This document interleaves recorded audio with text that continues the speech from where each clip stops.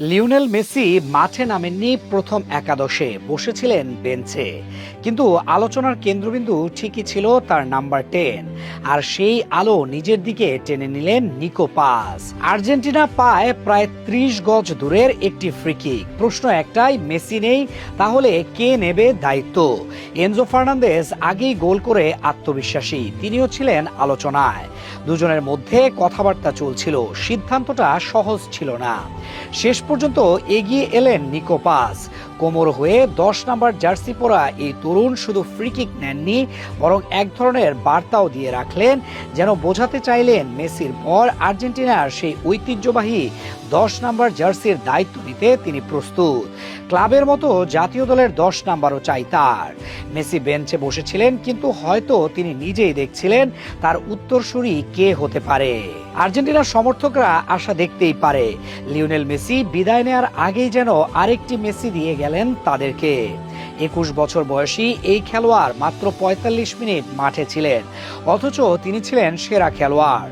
এটাই প্রমাণ করে কি দুর্দান্ত পারফরমেন্স না উপহার দিয়েছেন তিনি।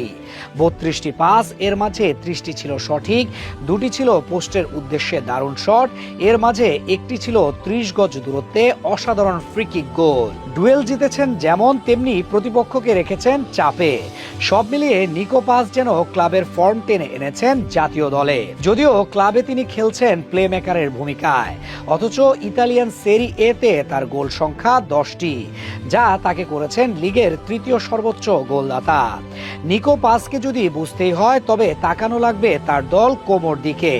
যেই দল 2 বছর আগেও স্বপ্ন দেখত ইতালিয়ান সেরি এ খেলার, সেই দল এবার স্বপ্ন দেখছে চ্যাম্পিয়ন্স লিগ খেলার। পয়েন্ট টেবিলে 4 নম্বরে থাকার কারণেই তো উজ্জ্বল হচ্ছে তাদের স্বপ্ন। দলের এমন পারফরমেন্সে সবচেয়ে বেশি অবদান এই নিকো পাসের। তার এমন পারফরমেন্সের কারণে তো রিয়াল মাদ্রিদ এখন থেকেই স্বপ্ন দেখছে তাকে দলে ফেরানোর। বর্তমানে তো মাদ্রিদ হতে লোনে খেলছেন কোমোতে। এদিকে তার এমন ছন্দ আর্জেন্টিনার জন্য আশীর্বাদ। জাতীয় দলে ডাক পাওয়ার পর থেকেই তিনি দলে করছেন নিয়মিত পারফরমেন্স। যদি এমন অবস্থা ধরে রাখাই যায়, তবে বিশ্বকাপে ডি মারিয়ার পজিশন নিয়ে খুব একটা ভাবতে হবে না। বাপায়ের এই ফুটবলার যেমন মাঝ মাঠে খেলতে পারেন, তেমনি খেলতে পারেন আক্রমণ ভাগেও। মেসি অবসর নিলে 10 নম্বর জার্সির প্রশ্নটা সামনে আরেকবার আসতে পারে এই নিকো পাসকে দেখিয়েই। তবে তিনি কি হতে পারেন আর্জেন্টিনা ফুটবলের ভবিষ্যৎ, সেটা তো সময়ই বলে দেবে।